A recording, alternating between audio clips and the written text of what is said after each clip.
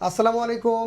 আমি ডক্টর আব্দুল্লাহ মামুন। আজকে তোমাদের সামনে যে বিষয় নিয়ে আলোচনা করব সেটা হলো লাইকেন নিয়ে। তোমরা লাইকেন হেডিং দাও। লাইকেন, দেখো লাইকেন এটা একটা মিথজীবিতা। আমার কথা কি বুঝাইতে পারছি? দেখো এটা একটা কি মিথজীবিতা। মিথজীবিতা, খেয়াল করো, এটা একটা কি মিথজীবিতা। শোনো, আমি মিথজীবিতার ডেফিনেশনটা তোমাদের আগে বলিনি। তোমরা সবাই জানো দুইটি ভিন্ন প্রজাতির জীব যখন একত্রে বসবাস করে এবং পরস্পর থেকে উপকৃত হয়, তাদের এই সহাবস্থানকে বলা হয় মিথজীবিতা। কি বলা হয়? মিথজীবিতা। কিন্তু দেখো এই যে লাইকেন এর মিথজীবিতা, লাইকেনের যে মিথজীবিতা, এখানে শৈবালও আছে এবং কি ছত্রাকও আছে। শৈবাল এবং কি ছত্রাক আছে। তাহলে এখানে কার কার? শৈবাল, খেয়াল করবা, আর একটা কি ছত্রাক, আর একটা কি ছত্রাক। দেখো শৈবাল এবং ছত্রাক একসাথে বসবাস করার ফলে নতুন যে উদ্ভিদের সৃষ্টি হয় সেটাকে কি বলা হয়? লাইকেন। সেটাকে কি বলা হয়? লাইকেন। খুব ভালো করে খেয়াল করো, সেটাকে আমরা কি বলতেছি? লাইকেন। আর এই যে লাইকেনের মধ্যে তাহলে শৈবালও আছে এবং কি ছত্রাকও আছে। শৈবাল আছে এবং কি ছত্রাকও আছে। এখন এরা দুইজন যে সহাবস্থান করে, এরা দুজন থেকে কি উপকৃত হয়। তাহলে লাইকেন একটা কি মিথজীবিতা, একটা কি মিথজীবিতা। শোনো, শৈবাল এবং ছত্রাক যে একত্রে বসবাস করে, একটু খুব ভালো করে মাথায় নিবা। দেখো এই যে এর মধ্যে শৈবাল এর পরিমাণ থাকে 5 থেকে 10%। কত পার্সেন্ট? তাহলে লাইকেনের মধ্যে শৈবাল কত পার্সেন্ট থাকে? 5 থেকে কত পার্সেন্ট? 10%। আর ছত্রাক তাহলে কত পার্সেন্ট থাকবে বলো?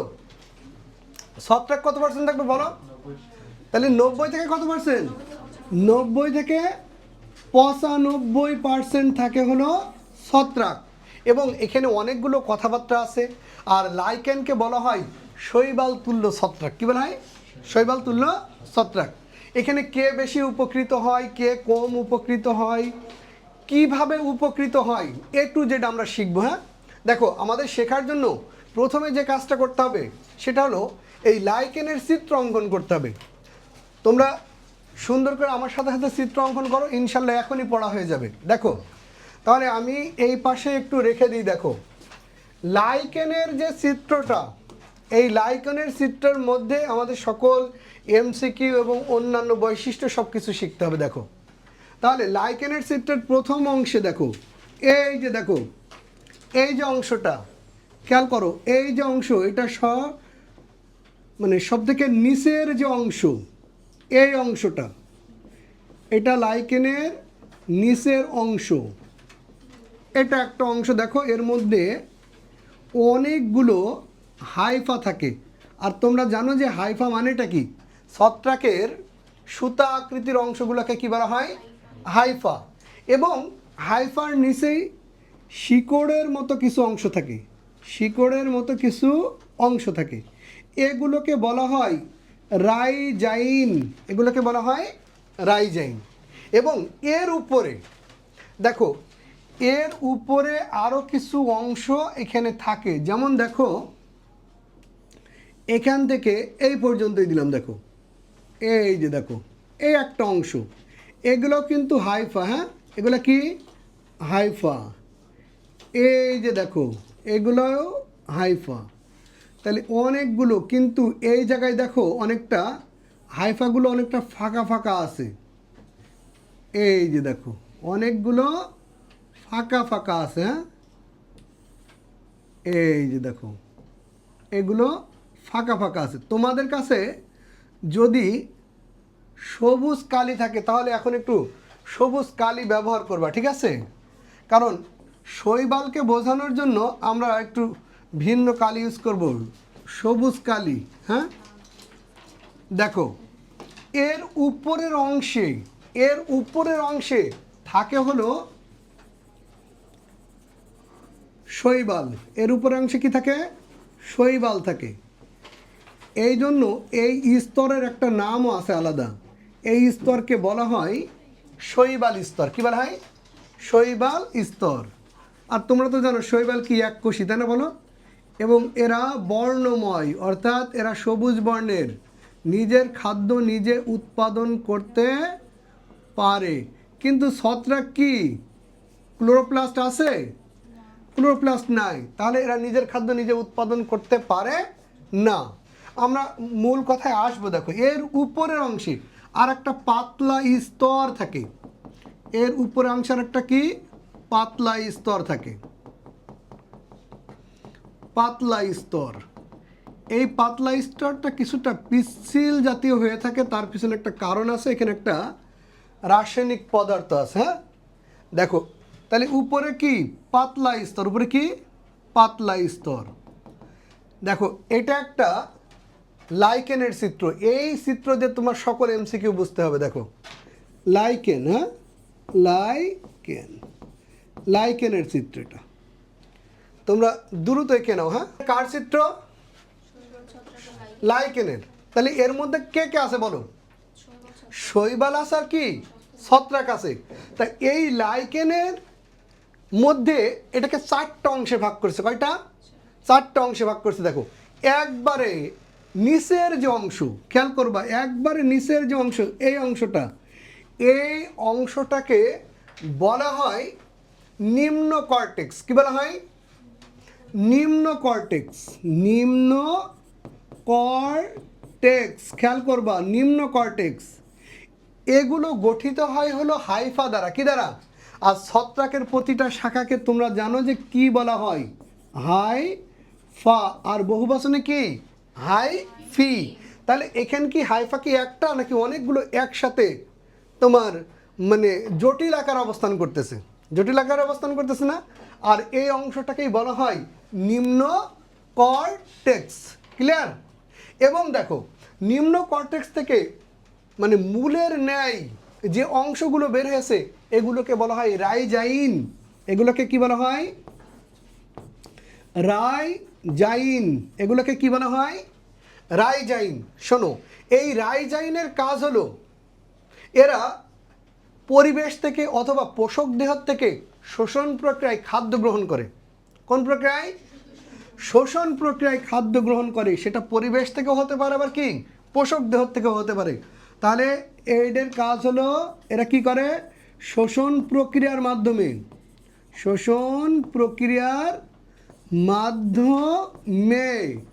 খাদ্য গ্রহণ করে। এবং এর আর একটা কাজ আছে, এই লাইকেনকে কোনো বস্তুর সাথে সংযুক্ত হতে সাহায্য করে, অর্থাৎ লেগে থাকতে সাহায্য করে। বুঝতে পারছো তো? কোনো বস্তুর সাথে কি লেগে থাকতে সাহায্য করে, কোনো বস্তুর সাথে কি লেগে থাকতে বা সংযুক্ত হতে সাহায্য করে। ক্লিয়ার তো? এবার দেখো, এই যে দেখো জটিল আকৃতির যে হাইফাগুলো, এর উপরে অংশে যে হাইফাগুলো আছে, এখানে কি খালি জায়গা আছে না? অনেক ফাঁকা জায়গা আছে না? এই স্তরটাকে বলা হয় মেডুলা। কি বলা হয় এটাকে? মেডুলা। এই স্তরটাকে কি নামে ডাকা হয় বলো? মেডুলা। নাম কি? মেডুলা। তাহলে এখানে যে হাইফাগুলো থাকে এগুলো অনেকটা ফাঁকা জায়গা থাকে এর মধ্যে। এটা সরল প্রকৃতির হয়ে থাকে। কোন প্রকৃতির? সরল প্রকৃতির। এবং দেখো এই মেডুলার উপরের অংশেই এই যে আমি যে সবুজ বর্ণের দিয়েছি এগুলো মূলত শৈবাল। এগুলো কি? শৈবাল। তাহলে এই মেডুলার উপরে যে শৈবাল অবস্থান করে, এই জন্য মেডুলার উপরের অংশকে বলা হয় শৈবাল স্তর। কি বলা হয়? শৈবাল স্তর। এই অংশটাকে বলা হয় শৈবাল স্তর। শোনো, আমরা জানি শৈবাল সবুজ বর্ণের হয়। কি হয়? সবুজ বর্ণের হয়। তাহলে এর মধ্যে কি থাকতে হবে তাহলে সবুজ বর্ণের হবে বলো? ক্লোরোপ্লাস্ট। আর ক্লোরোপ্লাস্টের মধ্যে ক্লোরোফিল অণু থাকতে হবে, তাহলেই সবুজ বর্ণের হবে। আর এরা সালোক সংশ্লেষণ প্রক্রিয়ায় নিজের খাদ্য নিজে উৎপাদন করতে পারে। আমার কথা কি বুঝাইতে পারছি? শোনো, আমি তোমাদের মানে শৈবাল কিভাবে উপকৃত হয় আমি এগুলো তোমাদের লিখে দিব, তার আগে আমি এখানে কিছু কথা বলে নিই। হ্যাঁ, দেখো শৈবাল যেহেতু সালোক সংশ্লেষণ প্রক্রিয়ায় অংশগ্রহণ করে, তাই না বলো, তার দুইটা জিনিস প্রয়োজন পড়বে। এক নম্বরে পানির প্রয়োজন পড়বে। কি প্রয়োজন পড়বে? পানি। আর একটা কিসের প্রয়োজন পড়বে? কার্বন ডাই অক্সাইডের প্রয়োজন পড়বে। পড়বে কি পড়বে না বলো? পড়বে তো। এবার দেখো আর কিসের প্রয়োজন পড়বে? আলোর প্রয়োজন পড়বে। আলো। আর তার নিজের কি আছে? ক্লোরোফিল আছে। কি আছে? ক্লোরোফিল। ক্লোরোফিল আছে। শোনো, ক্লোরোফিল তার নিজের আছে। আলো সে বায়ুমণ্ডল থেকে পাচ্ছে, মানে সূর্যের থেকে পাচ্ছে। এই যে দেখো, ও কার উপরে অবস্থান করতেছে? ছত্রাকের উপরে। বুঝতে পারছো তো? কিসের উপরে অবস্থান করতেছে? ছত্রাকের উপরে। তাহলে শৈবালের প্রথম যে উপকার, সে ছত্রাকের দেহে আশ্রয় গ্রহণ করে। সে আশ্রয় গ্রহণ করে। খেয়াল করবা, এটা একটা গেল। এইবার সে সালোক সংশ্লেষণের জন্য পানি কার থেকে গ্রহণ করতেছে? দেখো ছত্রাকের কি আছে? রাইজাইন আছে। সে পোষক দেহ থেকে অথবা পরিবেশ থেকে সে দুইটা জিনিস গ্রহণ করে, একটা পানি আর একটা হলো খনিজ লবণ। আর একটা কি? খনিজ লবণ। তোমরা জানো যে পাতা সবুজ হওয়ার জন্য দরকার হলো ম্যাগনেসিয়াম। কি দরকার? ম্যাগনেসিয়াম। ম্যাগনেসিয়াম দরকার। ম্যাগনেসিয়াম ছাড়া কখনো পাতা সবুজ হবে না। বুঝতে পারছো আমার কথা? দেখো তাহলে পানি, এই যে পানি রাইজাইন দ্বারা সে গ্রহণ করতেছে ছত্রাক, সেই পানি ক্রমান্বয়ে উপরের দিকে যাচ্ছে, তাই না বলো? সেই পানিটা কে গ্রহণ করতেছে? শৈবাল গ্রহণ করতেছে। তাহলে শৈবাল সেটা গ্রহণ করে কি উৎপাদন করতেছে?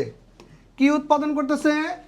শর্করা জাতীয় খাদ্য C6H12O6 প্লাস। এখন খেয়াল করো, উপজাত হিসেবে সে আবার কি কি ত্যাগ করতেছে? দেখো, এখন পানি ত্যাগ করতেছে, আর একটা কি? অক্সিজেন ত্যাগ করতেছে। আমার কথা কি বুঝাইতে পারছি তোমাদের? তাহলে এখানে শৈবালের উপকার কয়টা?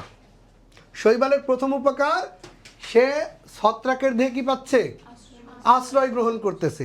এবং তার সালোক সংশ্লেষণ এবং তার নিজের অস্তিত্ব বজায় রাখার জন্য সে কি করতেছে? ছত্রাক থেকে পানি এবং কি গ্রহণ করতেছে? খনিজ লবণ গ্রহণ করতেছে। তার ফলে সে আবার কি উৎপাদন করতেছে? শর্করা জাতীয় খাদ্য গ্লুকোজ। শর্করা জাতীয় খাদ্য গ্লুকোজ উৎপাদন করতেছে। ক্লিয়ার? এই শর্করা জাতীয় খাদ্য, এই শর্করা জাতীয় খাদ্য ছত্রাক শৈবাল থেকে গ্রহণ করতেছে। আর তোমরা জানো ছত্রাক যখন পোষক দেহ থেকে খাদ্য গ্রহণ করে, সেই হাইফার মাথাগুলোকে বলা হয় হস্টোরিয়াম। সেই অংশের হাইফাগুলোর নাম কি? হস্টোরিয়াম। খেয়াল করবা। তাহলে দেখো, ছত্রাক তার হস্টোরিয়াম দ্বারা, কি দ্বারা? হস্টোরিয়াম দ্বারা শৈবালের দেহের থেকে কোন জাতীয় খাদ্য গ্রহণ করতেছে বলো? কোন জাতীয় খাদ্য? শর্করা জাতীয় খাদ্য। এখানে বলো কে স্বনির্ভর? বলো তাহলে কে স্বনির্ভর? এখানে শৈবাল হলো স্বনির্ভর, ও নিজের খাদ্য নিজে উৎপাদন করতে পারে। তাহলে সে যে কোনো জায়গায় বসবাস করতে পারবে, কোনো সমস্যা নেই। ঠিক আছে তো? ছত্রাক নিজের খাদ্য নিজে উৎপাদন করতে পারে না। ঠিক আছে তো? তাহলে কে কার উপর নির্ভরশীল বলো? হ্যাঁ, এবার যে আশ্রয় দেয় তাকে কি বলি আমরা? যে আশ্রয় দান করে তাকে আমরা কি বলি? আশ্রয়দাতা, মালিক বলি, তাই না বলো? মালিক। তাহলে এইখানে খেয়াল করবা, এখানে এই যে লাইকেনের ক্ষেত্রে ছত্রাক হলো মালিক। ছত্রাক কি? মালিক। এবং দেখো, আর এখানে শৈবাল হলো কৃতদাস অথবা চাকর। আমার কথা কি বুঝাইতে পারছি? এখানে কে বেশি উপকৃত হচ্ছে বলো?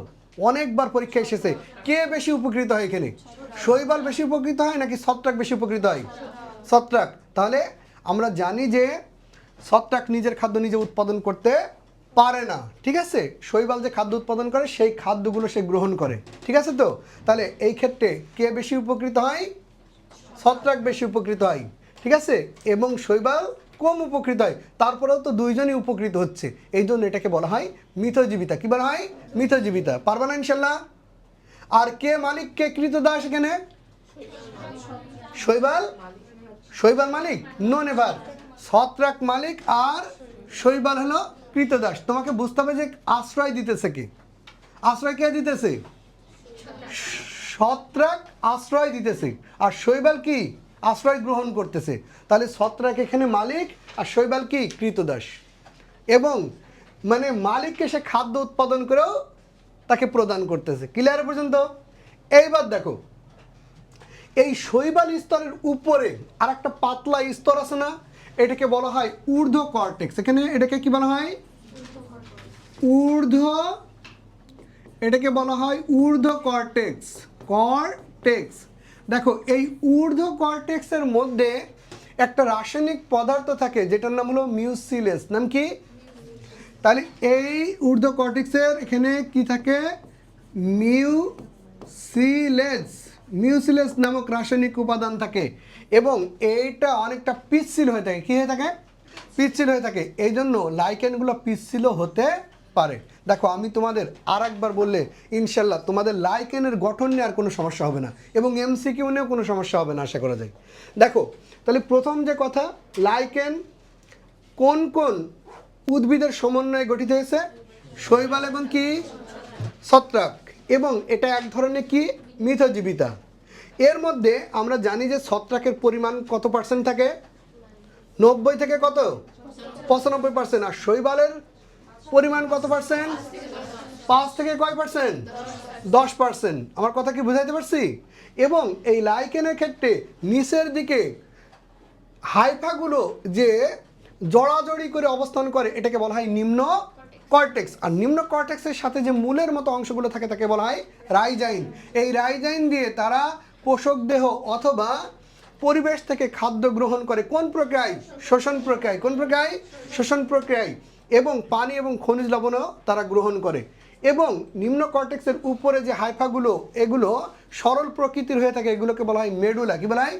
আর মেডুলার উপরের অংশে শৈবালগুলো অবস্থান করে, আর এই জন্য এটাকে বলা হয় শৈবাল স্তর। কি বলা হয়? শৈবাল স্তর। আর শৈবাল স্তরের উপরের অংশে যে পাতলা স্তর থাকে এটাকে বলা হয় ঊর্ধ্ব কর্টেক্স। আর এখানে কোন জাতীয় রাসায়নিক পদার্থ থাকে বলেছি? মিউসিলেস।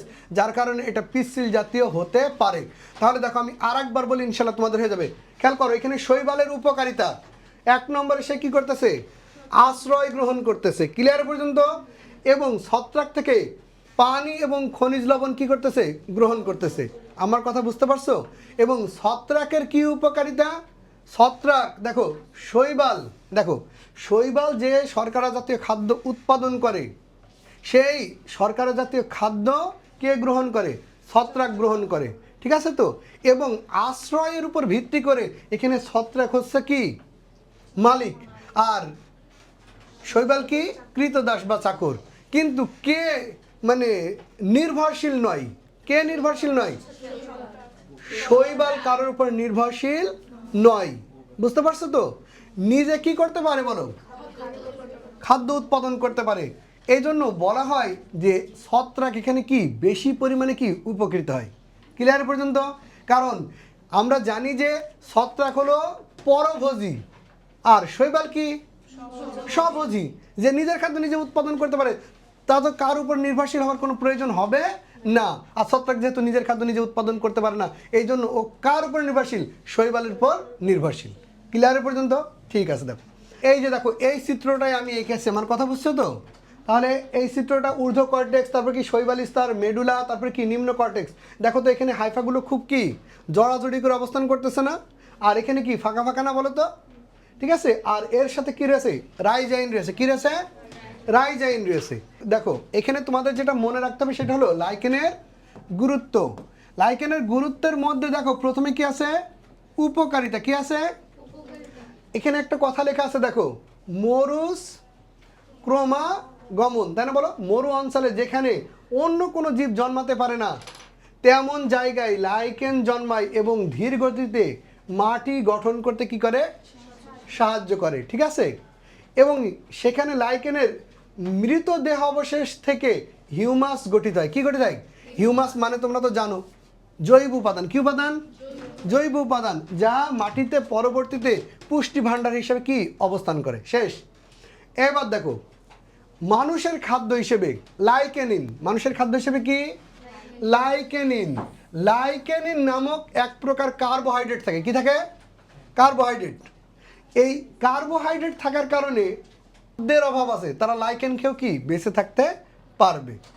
এবার দেখো, পশুর খাদ্য হিসেবে তাহলে এইটা হলো তুন্দ্রা অঞ্চলের কিছু লাইকেন, এটা কি রেইনডিয়ার মস নামে পরিচিত, এটা একটু মনে রাখিও। আর অ্যান্টিবায়োটিক ওষুধ তৈরিতে দেখো, এইটা মেডিকেলের জন্য একটু মনে রাখতে হবে। দেখো টিউমার, দেখো টিউমার বা ক্যান্সার রোগে কোন লাইকেন ব্যবহার করা হয়। দেখো লাইকেন জাত এক নম্বর কি? উষ্ণ। আর একটা কি? ইবোসিন নামক অ্যান্টিসেপটিক ক্রিম, টিউমার প্রতিরোধক, ব্যথা নিরাময়ক, ভাইরাস প্রতিরোধক। কিছু লাইকেন দেখো লাইকেনিন ও আইসোলাইকেনিন সৃষ্টি করে, এরা টিউমার প্রতিরোধী। এরা কি? টিউমার প্রতিরোধী। এতটুকু মনে রাখলে হবে। দেখো এইবার দেখো, এইটা অনেক ইম্পর্ট্যান্ট। হৃদরোগ, তোমরা জানো হৃদরোগ তোমাদের সিলেবাসে যেগুলো আছে তিনটা আছে, অ্যানজাইনা, হার্ট অ্যাটাক আর একটা কি? হার্ট ফেলার। দেখো অ্যানজাইনা নামক মারাত্মক হৃদরোগে রোসেলা মন্টিগনি লাইকেন থেকে একটা ওষুধ তৈরি করা হয়, এটার নাম হলো এরিথ্রিন। নাম কি? এরিথ্রিন। আর এরিথ্রিন তাহলে কোন রোগের জন্য ব্যবহার করা হয়? অ্যানজাইনা। এবার দেখো বিভিন্ন রোগে এখানে মনে রাখতে হবে এগুলো। দেখো জলাতঙ্কের ঔষধ হিসেবে কোনটি? পেল্টিগ্রা। পেল্টিগ্রা। হুপিং কফের রোগে কোনটি? ক্লাদোনিয়া। এবং যক্ষার ওষুধ হিসেবে সিট্রারিয়া আইল্যান্ডিকা। সিটারিয়া আইল্যান্ডিকা ব্যবহার করা হয়। এছাড়া জন্ডিস, ডায়রিয়া, অবিরাম জ্বর, নানাবিধ চর্মরোগেরও ওষুধ লাইকেন থেকে তৈরি করা হয়। উদ্ভিদের রোগ সৃষ্টি তেমন লাগবে না। লিটমাস পেপার প্রস্তুতিতে দেখো রসায়নাগারে লিটমাস পেপার, অ্যাসিড ও ক্ষার নির্ণয়টি ব্যবহৃত হয়।